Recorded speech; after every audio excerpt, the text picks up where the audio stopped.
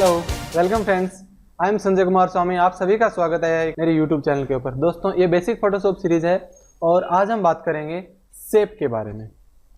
Shape के बारे में जानने से पहले आप pen tool, raster versus vector graphics, इनका वीडियो ज़रूर देखिए, क्योंकि इनका यूज हमें आएगा तो शेप को समझने में बहुत ही आसानी रहेगी।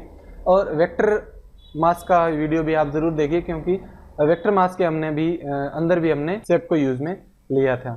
तो आइए शुरुआत करते हैं शेप की। फोटोशॉप ओपन करेंगे, न्यू डॉक्यूमेंट ओपन करेंगे और अब देखिए टूल बार्स के अंदर यहाँ पे ऑप्शन है शेप का। यहाँ पे खूब सारे शेप्स हैं, rectangle, rounded rectangle, ellipse, polygonal, line और कस्टम शेप्स के अंदर आप यहाँ पे देख सकते हैं। फिर खूब सारे शेप आपको यहाँ पे दिखाई देंगे। ये अलग अलग तरह के शेप्स हैं। इसके अंदर आप यहाँ पे देखिए साइड में एक कॉर्नर है, इसके ऊपर एक छोटा सा बटन है। यहाँ पे क्लिक करेंगे तो एक लिस्ट दिखाई देगी। लिस्ट के अंदर आप देखें यहाँ तक, इस लिस्ट के अंदर खूब सारे ग्रुप्स है और इसके अंदर ये एक नीचे वाला एक ग्रुप है। यहाँ पे खूब सारे आपको शेप्स दिखाई दे रहे हैं। जैसे कि मुझे एनिमल का शेप्स लेके आना है, यहाँ पे एनिमल के नहीं है तो मैं क्लिक करूंगा और इस तरह से ओके करूंगा तो यहाँ पे एनिमल के शेप्स भी ऐड हो जाएंगे। ओके करते ही यहाँ पे शेप्स आ गए। इसी तरह से अगर आपको एरोज लेके आने हैं तो अपेंड करेंगे तो इसके अंदर ऐड होगा। इसी तरह से मैं ऑल के ऊपर करता हूँ और ओके प्रेस करूंगा तो ये हट जाएंगे और पूरे एक साथ आ जाएंगे। अदरवाइज इसी के अंदर ऐड हो जाएंगे, यानी कि वो ऊपर वाले वहीं के वहीं रहेंगे। हाँ, और इनको हम यूज में ले सकते हैं। उसके बाद में देखिए यहीं पे एक और ऑप्शन है लोड ऑफ शेप्स का। एक और ग्रुप है, इसके अंदर रीसेट शेप्स और लोड शेप्स का ऑप्शन है। अगर आपने नेट से कोई शेप्स डाउनलोड किए हैं तो आप यहाँ पे क्लिक करके उनको लोड कर सकते हैं। और उसके बाद में नेक्स्ट ग्रुप आप ऊपर देख सकते हैं प्रीसेट मैनेजर। प्रीसेट मैनेजर के अंदर भी ये सभी शेप्स हैं और यहाँ पर भी आप लोड कर सकते हैं और किसी शेप को सिलेक्ट करके रीनेम और डिलीट कर सकते हैं।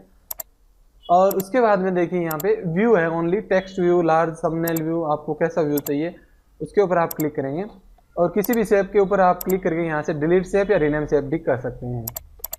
ये सभी शेप्स हैं। इसके अलावा हम कस्टम शेप्स भी बना सकते हैं। तो सबसे पहले हम शुरुआत करते हैं। इस पर क्लिक करने के बाद में रेक्टेंगल टूल के ऊपर मैं क्लिक करता हूं और यहाँ पे ऊपर आपको ऑप्शन बार के अंदर दिखाई देगा पाथ। ये पाथ अभी सिलेक्टेड है, ये शेप और ये पिक्सल्स। शेप के 3 मोड होते हैं कि किस मोड के अंदर आपको शेप को यूज करना है, पिक्सल, पाथ या फिर शेप के अंदर। एक्चुअली पाथ के अंदर पिक्सल और शेप दोनों इंक्लूड हैं। अगर इसके ऊपर मैं क्लिक करके यहाँ पे कुछ भी क्रिएट करूंगा, ड्रॉ करूंगा, ड्रैग एंड ड्रॉप करके, तो सिलेक्शन करूंगा तो जो पिक्सल वाला पार्ट है वो इस सिलेक्शन के अंदर ही आएगा, सिलेक्शन हो जाएगा। उसके अंदर अपन कलर वगैरह फिल कर सकते हैं। और शेप के ऊपर क्लिक करूंगा तो यहाँ शेप के लिए ऑप्शन आ जाएंगे और ये शेप क्रिएट हो जाएगा, इसके अंदर कलर फिल हो जाएगा। और एक बीच वाला जो है वो मास्क का है। तो इन सभी के बारे में हम बात करेंगे। सबसे पहले शुरुआत करते हैं हम शेप से। शेप के ऊपर मैंने क्लिक किया है। शेप के ऊपर क्लिक करने के बाद में आप यहाँ पे देख सकते हैं फिल का ऑप्शन है। फिल के अंदर आपको शेप का कौन सा कलर फिल करना है उसके ऊपर क्लिक करेंगे। जैसे मुझे कि अभी रेड कलर फिल करना है, क्लिक किया। क्लिक करने के बाद मैं इसको ड्रैग एंड ड्रॉप, इसको ड्रैग करता हूँ, इस तरह से खींचता हूँ तो ये रेड कलर के अंदर हमारा शेप तैयार हो गया है। और इसी तरह से जैसे कि हमने ये शेप यहाँ पे क्रिएट किया है, इसी तरह से आप दूसरे शेप्स भी इस तरह से यहाँ पे क्रिएट कर सकते हैं। कोई भी शेप्स अगर आप यहाँ पे भी चाहो, इनमें से कोई शेप लेके आना चाहो तो आप इस तरह से शेप क्रिएट कर सकते हो। शेप बहुत ही इजी और आसान है, लेकिन इसी के अंदर हम आगे आगे धीरे धीरे इन शेप के साथ में एडवांस ऑप्शन कैसे यूज करेंगे, इनके ऊपर एडवांस वर्क कैसे करेंगे, आइए वो देखते हैं। तो शेप के ऊपर मैं क्लिक करता हूँ, रेक्टेंगल शेप के ऊपर वापस मैं क्लिक कर रहा हूँ और यहाँ पे देखिए फिल हमने देख लिया। फिल से कलर फिल होता है। अगर स्टार्टिंग का जो ऑप्शन है इसके ऊपर क्लिक करेंगे तो नो फिल आएगा, इससे बिल्कुल फिल नहीं होगा। और कलर सॉलिड से इससे सॉलिड कलर फिल होगा। नेक्स्ट ऑप्शन है ग्रेडिएंट। उसके बाद में यहाँ पे जो बाय डिफॉल्ट ग्रेडिएंट है उनमें से मैं कोई ग्रेडिएंट यूज में ले रहा हूँ। जैसे कि ये ग्रेडिएंट मैंने यूज में लिया और ड्रॉ कर दिया। तो इस तरह से हम इनमें से यूज में ले सकते हैं। इसके अलावा आगे पैटर्न, बाय डिफॉल्ट यहाँ पे जो पैटर्न दिए हुए हैं इनमें से आप पैटर्न भी यूज कर सकते हो और यहाँ से आप पैटर्न लोड भी कर सकते हो। इसके अलावा आप यहाँ से ग्रेडिएंट भी लोड कर सकते हो, रीसेट कर सकते हो, सेव ग्रेडिएंट कर सकते हो। आपके पास ये सभी ऑप्शन है। और कलर वाले के अंदर आप यहाँ से स्वैचेस वगैरह लोड कर सकते हो। लास्ट में आपने पास एक ऑप्शन है कलर का, सॉलिड कलर। अगर आपको इनमें से कोई भी नहीं चाहिए तो आप यहाँ पे अपना कस्टम कलर भी सिलेक्ट कर सकते हो कि आपको किस तरह का कलर चाहिए। जो कलर आप सिलेक्ट करेंगे उसी कलर के अंदर आपका शेप डिजाइन हो जाएगा। शेप के फिल के बाद में हम बात करते हैं नेक्स्ट, फिल के बाद में नेक्स्ट बात करते हैं स्ट्रोक की। जैसे कि मैंने यहाँ पे शेप ड्रॉ किया और यहाँ पे है स्ट्रोक का ऑप्शन, क्लिक करूंगा सेम वही के वही ऑप्शन है, इनमें से जहां कहीं भी क्लिक करूंगा तो यहाँ पे एक स्ट्रोक लाइन आ जाएगी। और स्ट्रोक लाइन को भी आप ग्रेडियंट वगैरह पैटर्न के अंदर, इन सब के अंदर आप यूज कर सकते हो। और नन पे क्लिक करेंगे स्टार्टिंग वाले पे तो बिल्कुल वो हट जाएगी। तो आपको कौन से कलर के अंदर ये चाहिए। नेक्स्ट इससे आगे वाला जो ऑप्शन है उससे हम स्ट्रोक की साइज कम या ज्यादा कर सकते हैं। आपको कितनी स्ट्रोक की साइज रखनी है उसके ऊपर हम कंट्रोल कर सकते हैं। तो उसके बाद में नेक्स्ट जो ऑप्शन है उसके अंदर स्ट्रोक का ऑप्शन दिया हुआ है, वहां पे आप स्ट्रोक को डैश लाइन में चाहिए, डॉटेड लाइन में चाहिए, ये कंट्रोल कर सकते हैं। और नीचे आपको ऑप्शन दिया हुआ है अलाइन, कि जो आपका पाथ है ये बाहरी पाथ है, स्ट्रोक आपको इनसाइड चाहिए, सेंटर में चाहिए, आउटसाइड चाहिए, इसका अलाइन क्या चाहिए, सेंटर में चाहिए, ये सेंटर में है, आउटसाइड चाहिए तो ये आउटसाइड के अंदर आ जाएगी। ये पाथ वाली लाइन है और इससे बाहर की साइड में आ गया। मैं इसको सेंटर कर देता हूँ एक बार। और उसके बाद में आती है कैप्स। यहाँ से मान लीजिए मैं डैश लाइन को क्लिक किया और कैप्स, ये जो यहाँ पे बीच बीच में कैप्स आ रही हैं, इनको किस तरह से आपको यूज में लेना है। मैं इसके ऊपर क्लिक करता हूँ, राउंडेड कैप्स है तो ये सब राउंडेड कैप्स आ जाएगी। और उसके बाद में यहाँ पे आप क्लिक करेंगे कि आपको पॉइंट कहाँ से स्टार्ट करना है, स्टार्टिंग से स्टार्ट करना है पॉइंट, आपको कैसे स्टार्ट करना है आप इसको यूज में ले सकते हैं। अगर इस पे करेंगे तो ये साइज इतनी सी थोड़ी बड़ी होगी। कैप्स को मैं वापस वही पे कर देता हूँ। और लास्ट में आता है कॉर्नर। कॉर्नर के अंदर हम बात करेंगे, इससे पहले मैं अलाइनमेंट को आउटसाइड कर देता हूँ, सेंटर या आउटसाइड। अब स्ट्रोक आउटसाइड है, अभी ये जो कॉर्नर है बाहर वाले, इन कॉर्नर्स को हमें कैसे करना है, मैं इसको राउंड करना हूँ, थोड़ा सा यहाँ से राउंडेड करता हूँ तो ये देखिए यहाँ पे बिल्कुल स्मूथ राउंडनेस आ गई है कॉर्नर्स के ऊपर। और वापस मैं नेक्स्ट नीचे वाले पे क्लिक करूंगा, अलग अलग तरीके से सेट कर सकते हैं। मोर ऑप्शन के ऊपर हम क्लिक करेंगे, क्लिक करने के बाद में आप देखिए यहाँ पे स्ट्रोक के ऑप्शन है, आउटसाइड इनसाइड सेम वही के वही ऑप्शन है, बट करना है, मीटर करना है, आपको बबल करना है, राउंड करना है, कॉर्नर भी आप कैसे कैसे करना है वो सेम सभी के सभी ऑप्शन है। और ये सभी सेटिंग यहाँ पे सेट करके ये सेव बटन है, और ये हमारी जो सेटिंग है इससे ये लाइन ये देखिए यहाँ पे सेव हो गई है। हम एक और लाइन यहाँ पे क्रिएट करना चाहते हैं अपनी इच्छा से, तो डैश्ड लाइन, इस पर मैं क्लिक करूंगा, डैश्ड लाइन है और इसके ऊपर मैं कितना कितना गैप देना है हमें, मैं यहाँ पे पिक्सल के अंदर दे रहा हूँ। अभी 50 पिक्सल का मैंने दिया, 50 पिक्सल का देने के बाद में मैं गैप देना चाहता हूँ 20 पिक्सल का। तो आप अपनी मर्जी से इस तरह से सेट कर सकते हैं। और इस तरह से हमने एक अपनी कस्टमाइज डैश डैश डैश वाली लाइन बनाई है। सेव कर दिया तो ये लाइन एक देखिए यहाँ पे और ऐड हो जाएगी। ओके करेंगे तो यहाँ पे देखिए ये हमारी लाइन सेट हो गई है, यहाँ पे सेव हो गई है।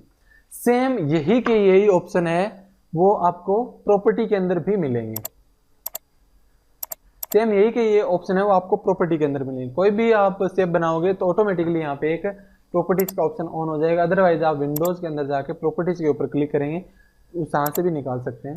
और इस प्रॉपर्टीज के अंदर भी वही है, कलर, स्ट्रोक, स्ट्रोक की साइज, लाइंस और वो सभी के सभी ऑप्शन, कॉर्नर को किस तरह से करना है सभी ऑप्शन है।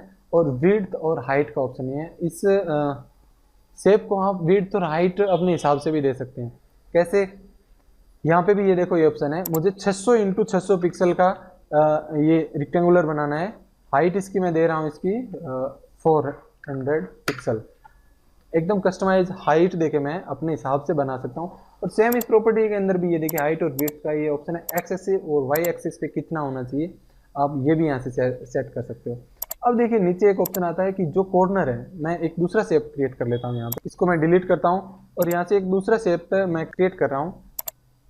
ये मैंने शेप क्रिएट किया और इस शेप के मैं वापस से थोड़ी सी स्ट्रोक भी दे देता हूँ।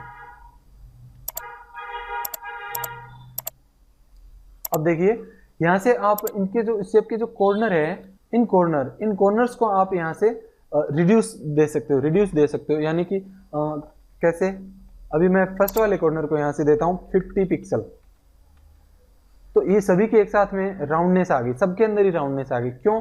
क्योंकि बीच में जो ऑप्शन है लिंक, ये चारों की एक साथ आने का लिंक है। मैं इसको लिंक को हटाऊंगा, उसके बाद में बाकी सभी को मैं 0 0 0 देता हूँ, लेकिन सबसे पहले वाले को मैं यहाँ पे 100 पिक्सल दे रहा हूँ। ये देखिए 100 पिक्सल देने के बाद में इसमें राउंडनेस आ गई।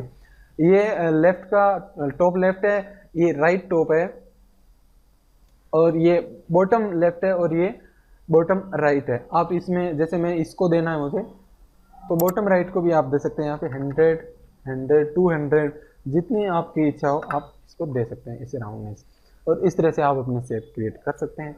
ये सभी ऑप्शन हमने देख लिए हैं। उसके बाद में एक और शेप हम क्रिएट करते हैं। एक नया शेप हमने यहाँ पे क्रिएट किया है। ये देखिए यहाँ पे पेन टूल के नीचे जस्ट नीचे एक टूल है, उसके ऊपर थोड़ी देर क्लिक करके रखें तो आएगा पाथ सिलेक्शन टूल और डायरेक्ट सिलेक्शन टूल। इनके बारे में पेन टूल के अंदर हमने बात की थी, पेन टूल वाले वीडियो के अंदर। अभी आप देखिए पाथ सिलेक्शन टूल, इस पे क्लिक करके हम किसी भी पाथ को सिलेक्ट कर सकते हैं। जैसे मैंने ये टूल सिलेक्ट किया और इस शेप के ऊपर क्लिक करूंगा और पाथ को इसने सिलेक्ट किया और इसको मैं इधर से इधर मूव कर सकता हूँ। अभी मैं इसको एक स्ट्रोक देता हूँ पहले, ये मैंने इसको स्ट्रोक दिया। पाथ सिलेक्शन टूल से मैं इस शेप को सिलेक्ट करूंगा, यहाँ से सिलेक्ट करूंगा कंबाइन शेप्स, और अब मैं इसके ऊपर क्लिक ड्रैग करूंगा तो ये देखिए शेप कंबाइन हो गया। यहाँ पे करूंगा इस तरह से, ये देखिए कंबाइन हो रहा है। अदरवाइज क्या होगा, यहाँ से आप न्यू लेयर पे करेंगे तो ये न्यू लेयर क्रिएट हो रहा है। नेक्स्ट ऑप्शन है इसके अंदर सबट्रैक्ट फ्रॉम शेप, क्लिक करके फिर ड्रैग एंड ड्रॉप करूंगा तो ये देखिए यहाँ से सबट्रैक्ट हो गया, इसके अंदर से सबट्रैक्ट हो रहा है। जितना पार्ट मैं दूसरा शेप लगा रहा हूं पहले वाले से सबट्रैक्ट हो रहा है। नेक्स्ट ऑप्शन है इंटरसेक्ट शेप एरियाज। क्लिक करने के बाद में जो कॉमन पार्ट होगा, क्लिक करने के बाद में देखिए जो कॉमन पार्ट होगा वो सिलेक्ट हो जाएगा। कौन सा कॉमन पार्ट आपको सिलेक्ट करना है वो देखिए। उसके बाद में नेक्स्ट ऑप्शन है एक्सक्लूड ओवरलैपिंग शेप्स। इसके ऊपर क्लिक करके आप ओवरलैपिंग जो शेप हो रहे हैं उसको एक्सक्लूड कर सकते हैं, यानी कि जो कॉमन पार्ट होगा वो अनसिलेक्ट हो जाएगा। ये देखिए ये कॉमन जो पार्ट है। उसके बाद में है मर्ज शेप कंपोनेंट्स। देखिए यहाँ पे क्लिक करेंगे मर्ज शेप कंपोनेंट्स, ये कैसे आएगा, जब हम किसी दो शेप्स को इस तरह से ओवरलैप या इंटरसेक्ट या एक्सक्लूड ऐसे करेंगे तो उसके बाद में मर्ज करने का ऑप्शन है, कंपोनेंट्स को, पाथ को मर्ज करने का। जैसे मैं करता हूँ यहाँ पे कंबाइन शेप्स, कंबाइन शेप के ऊपर क्लिक किया और यहाँ पे एक और शेप क्रिएट कर रहा हूँ। क्रिएट करने के बाद में यहाँ पे जाएंगे तो ऑप्शन आएगा मर्ज शेप कंपोनेंट्स, क्लिक करूंगा। क्लिक करने के बाद में यस, ये देखिए अभी ये शेप का एक ही कंपोनेंट क्रिएट हो गया है। अब इसके अंदर आप और वापस करना चाहते हैं, दूसरा कुछ यूज लेना चाहते हैं, सबट्रैक्ट कर सकते हैं ऐसे, और वापस से आप सब कंबाइन मर्ज करेंगे तो क्लिक करेंगे फिर मर्ज हो जाएगा। यस, तो दिस इज मर्ज शेप।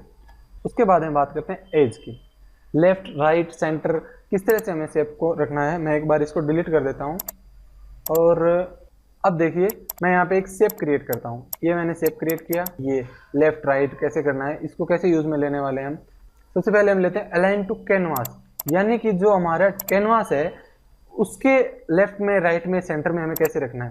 तो लेफ्ट एज ये लेफ्ट में आ गया, हॉरिजॉन्टल सेंटर किस तरह से हमें लेना है, right edge, top edge, bottom edge, vertical centre किस तरह से हमें लेना है, वर्टिकल सेंटर, हॉरिजॉन्टल सेंटर, तो बिल्कुल सेंटर में आ गया ये, इस तरह से हम ले सकते हैं। दूसरा आगे ऑप्शन है align to selection. Align to selection यानी कि इसे हमने सिलेक्ट कर रखा है और मैं क्या करता हूं, एक और शेप यहाँ पे कंबाइन शेप्स पे क्लिक करता हूँ, कंबाइन शेप, और एक और शेप यहाँ पे इस तरह से मैंने क्रिएट किया। पाथ सिलेक्शन टूल से दोनों को शिफ्ट के साथ मैं कंबाइन करता हूं और उसके बाद में देखिए अलाइन टू सिलेक्शन, इसके अंदर मैं लेफ्ट में जाऊंगा तो लेफ्ट में आ गया, horizontal right centre, horizontal right, top edge, vertical ये उसके बीच में आ रहा है, बॉटम एज, आप इन सभी को यूज में ले सकते हैं। इसी तरह से मैं एक बार फिर से एक और शेप यहाँ पे क्रिएट करता हूँ। क्रिएट करने के बाद मैं उसको स्ट्रोक देता हूँ, स्ट्रोक दिया है मैंने, और उसके बाद मैं यहाँ से कंबाइन शेप के ऊपर क्लिक करता हूँ। कुछ मैं शेप्स बनाता हूँ कंबाइन शेप्स, ये कंबाइन शेप्स है। उसके बाद मैं कुछ शेप्स बनाता हूँ सबट्रैक्ट फ्रंट शेप्स, जो फ्रंट शेप होगा उसके अंदर से सबट्रैक्ट करेंगे। और उसके बाद मैं कुछ शेप्स बनाता हूँ ओवरलैपिंग शेप्स, क्लिक करूंगा यहाँ पे ओवरलैपिंग शेप्स आ गए। अब हमने खूब सारे शेप्स क्रिएट कर दिए। अब देखिए मैं पाथ सिलेक्शन टूल से किसी भी पाथ को सिलेक्ट करूंगा, शेप के पाथ को। अब इसको मुझे फ्रंट पे लेके आना है, क्लिक करूंगा और ब्रिंग टू फ्रंट पे क्लिक करूंगा। अब देखिए इसको मुझे फ्रंट के ऊपर लेके आना है, क्लिक करूंगा और ब्रिंग टू फ्रंट के ऊपर लेके आऊंगा। ये शेप था वो सबट्रैक्ट के लिए था, तो ये सबट्रैक्ट कर रहा है। और ये शेप था वो जो कॉम्बाइन शेप्स था, तो इसलिए ये ऊपर आएगा, तो ये वापस कॉम्बाइन शेप की तरह आ जाएगा। अब इसको वापस ऊपर लेता हूँ तो ये देखिए वापस ऊपर आ जाएगा। तो इस तरह से शेप्स को हम मैनेज कर सकते हैं। शेप के बारे में हमने बात की। अभी देखिए पाथ, पाथ के अंदर कुछ भी नहीं, सिंपल है। पाथ के अंदर स्ट्रोक और कलर फील नहीं होगा, डायरेक्ट हमें यहाँ पे पाथ दिखाई देगा। ये देखिए मैंने यहाँ पे क्लिक किया, पाथ दिखाई देगा। अगर इसके अंदर आप फिल करना चाहते हैं तो यहाँ से आप शेप के ऊपर क्लिक करेंगे तो कलर फील होगा, और यहाँ पे कलर फील करने के वो सभी ऑप्शन होंगे जो हमने अभी अभी देखे हैं। और पाथ से आप मास्क भी क्रिएट कर सकते हैं, किसी भी शेप का मास्क।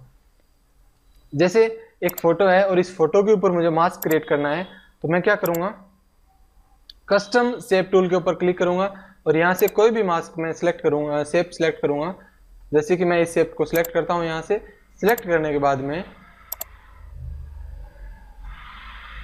यहाँ पे शेप पाथ क्रिएट किया और यहाँ पे पाथ है। अब देखिए मास्क का ऑप्शन आ गया। इसी लेयर को मैं ऊपर मास्क बना रहा हूँ, मास्क, ये देखिए मास्क क्रिएट हो गया। और इस मास्क के ऊपर आप दूसरे शेप्स भी बना सकते हैं, जैसे अभी जो हमने शेप्स देखे थे उनका यूज करके। इसी कलर के अंदर आप चाहें तो, अदरवाइज रेड कलर के अंदर छोटे छोटे इस तरह से आप शेप्स बना सकते हैं। कंटिन्यू हम आगे बात करते हैं पाथ के अंदर सिलेक्शन के बारे में। सिलेक्शन के ऊपर क्लिक करेंगे, फेदर यहाँ पे कितना देना है, फेदर देने के बाद में ओके प्रेस करेंगे तो ये हमारा सिलेक्शन सेट हो गया। इसको हम फिल भी कर सकते हैं, हम चाहें तो इस जगह को अगर किसी लेयर के ऊपर है तो उस लेयर के अंदर से किसी पार्ट को कट भी कर सकते हैं। और पाथ के बाद में, पाथ के बारे में हमने काफ़ी बातें की, वेक्टर वर्सेस रास्टर ग्राफिक्स के अंदर, पेन टूल के अंदर और सभी के अंदर हमने पाथ की बात ही की है, क्योंकि पाथ के बिना ना तो शेप क्रिएट होता है, ना पेन टूल को हम यूज में ले सकते हैं। नेक्स्ट आगे देखिए, लास्ट में है पिक्सल। पिक्सल के ऊपर हम क्लिक करेंगे और फिर शेप क्रिएट करेंगे, तो हम ऐसा कर सकते हैं, लेकिन पिक्सल से जो शेप क्रिएट करेंगे वो वेक्टर नहीं होगा, रास्टर होगा। उस शेप को हम बाद में जूम करेंगे तो वो फोटो फटेगी। अदरवाइज शेप कभी भी किसी भी रिजोल्यूशन के अंदर आप बड़ा करो, कितना भी बड़ा करो, शेप कभी भी शेप के पिक्सल कभी भी फटेंगे नहीं। तो इसलिए ये इसके बारे में हमने लास्ट वीडियो के अंदर बात कर चुके हैं। अभी पिक्सल के ऊपर मैं क्लिक करूंगा। पिक्सल के ऊपर क्लिक करने के बाद में यहाँ से मैं न्यू लेयर लेता हूँ। न्यू लेयर लेने के बाद में ये देखिए,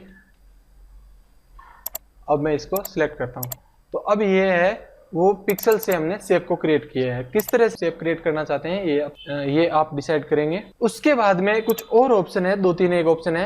रेक्टेंगल टूल के बारे में बात की, अभी हम राउंडेड रेक्टेंगल टूल के बारे में बात करेंगे। क्लिक करेंगे, क्लिक करने के बाद में ये देखिए ऊपर यहाँ पे रिड्यूस 10 पिक्सल, यानी कि जो राउंडनेस है वो कितनी हमें रखनी है। जैसे मैं 100 पिक्सल करता हूँ तो ये और ज्यादा राउंड होगा, तो ये हमें कितनी रखनी है, इसको हम यहाँ से सिलेक्ट कर सकते हैं। एंटी एलियास का ऑप्शन पिक्सल के अंदर ही हमें दिखाई देगा। जैसे कि मैं एक बनाता हूँ विथ एंटी एलियास, एक बनाता हूँ विदाउट एंटी एलियास, और इन दोनों को यहाँ से देखिए मैं जूम करता हूँ। फिर जूम करूंगा तो आप देख सकते हैं इसके अंदर सॉफ्टनेस है, इसके अंदर सॉफ्टनेस नहीं दिखाई दे रही है। तो एंटी एलियास से ये डिफरेंस रहता है। यहाँ पे आप सेव करेंगे तो वो प्रॉब्लम नहीं आएगी। अभी आप देखिए उसके बाद पॉलीगोनल को आप इस तरह से यूज ले सकते हैं। लास्ट में आता है आपको कितनी पॉलीगोनल के अंदर स्लाइड्स बनानी है। जैसे मैं यहाँ पे 10 करता हूँ तो ये देखिए 10 स्लाइड्स आ गई। अदरवाइज मैं यहाँ पे 3 करूंगा तो ये देखिए बिल्कुल 3 इसका आ गया। लाइन टूल को आप इस तरह से लाइन टूल को यूज में ले सकते हैं। लाइन टूल की आपको वेट कितना रखना है वो डिसाइड करेंगे। जैसे मैं 10 करता हूँ, 10 करेंगे तो ये देखिए इतनी आएगी।